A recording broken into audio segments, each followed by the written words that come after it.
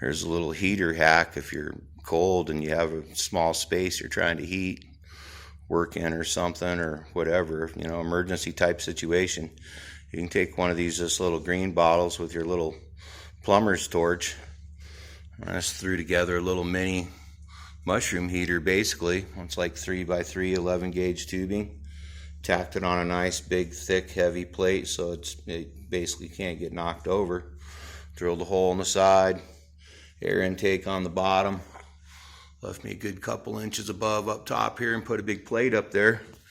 But now rather than just having a little torch heater, I did this here to slip over this so it'll hold the button down right there.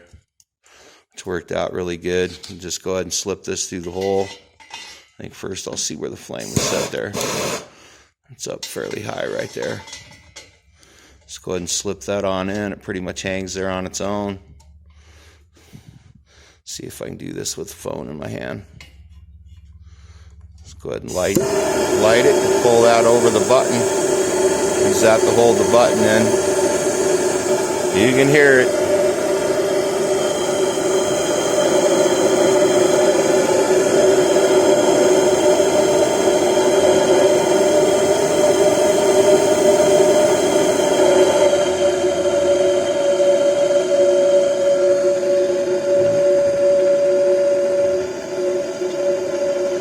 Now, rather than just having a little, you know, you ain't getting no heat out the end of that, but now it's basically inside its own little mushroom heater. So let that run for about 15 minutes and this whole section will start getting hot. So then you can run this for 30 minutes and turn it off and you still got heat coming off your steel. So it's all about heating something else up that'll will retain the heat. So I kind of started farting around with these like 30 years ago. I was at a drilling company and all they'd get me for heat was a little 20-pound propane barbecue bottle to run a mushroom heater. That damn thing was empty in a day and a half. Tuesday lunch on, I didn't have no heat. So I went ahead and just started. My first one that I did was just, I took some like 5-inch by quarter flat, might have been 6. Just built a big rectangle. It was hollow, you know, 5-6 foot long, and I welded a clevis on the end of the tube that I made, and then just hung a weed eater in it. And that right there, I could get through the whole week on just that 20-pound propane bottle. Then I'd crank it up for 20-30 minutes. The whole middle of that, you know, 2 foot of that thing would just be red hot. So then you can shut the propane off, and then the steel throws heat for another half hour, 45 minutes.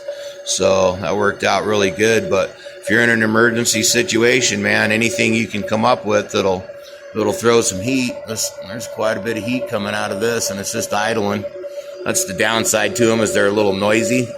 But if you're in an emergency situation and need to come up with some heat, you got a steel pipe or something laying around, just make you, even if it's horizontal, you know what I'm saying? It's nothing you'd want to walk away from. You'd want to stay supervised right there with it and stuff, but that's cranking out some pretty good heat up top now. Like I said, 15-20 minutes, this whole middle section will be nice and hot. Turn the bottle off then, and you got heat coming off still, but your propane ain't running.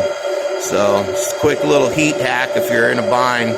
Everybody be safe.